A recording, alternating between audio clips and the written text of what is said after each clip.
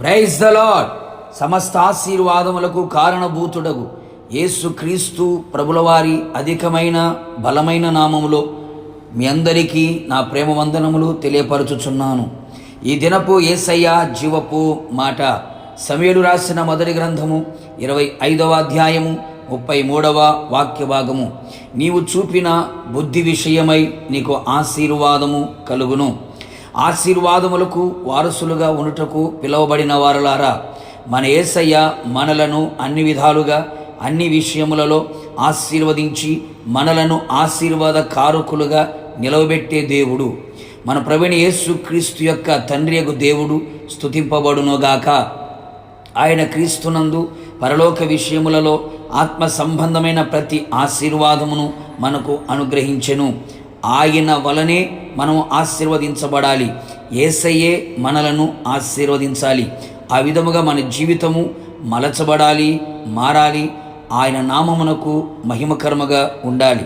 అంతేకాకుండా మన కుటుంబం నిత్యము ఆయన సన్నిధిలో ఉన్నట్లు ఆశీర్వదించబడాలి.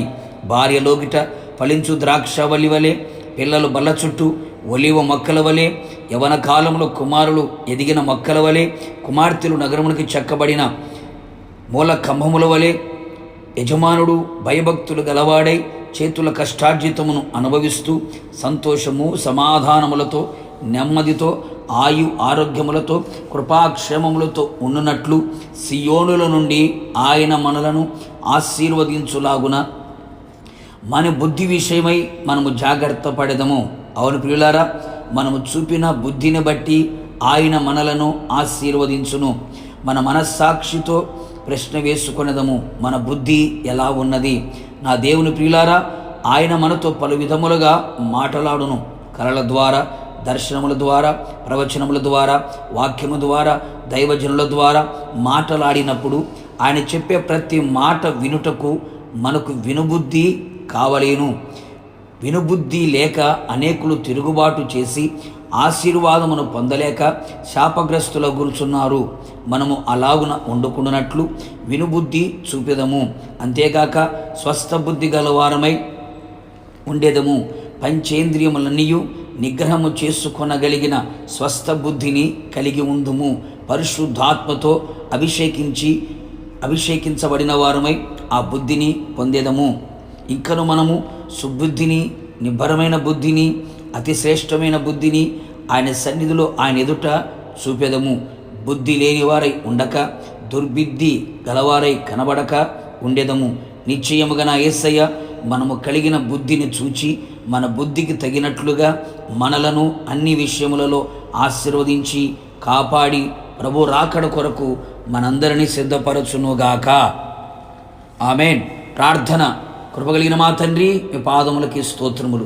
మరొక్క మారు మాకు ఇచ్చినటువంటి జీవపు మాట కొరకై స్తోత్రాలు. మేము ఆశీర్వాదకరముగా ఉండాలని, ఆశీర్వదించబడాలని, అన్ని విషయములలో దీవెనకరంగా ఉండాలని మీరు కోరుకున్నారు. దానికి గాను ప్రభువా, మా బుద్ధిని చూచి మీరు ఆ విధంగా చేస్తారని మీరు సెలవిచ్చి ఉన్నారు.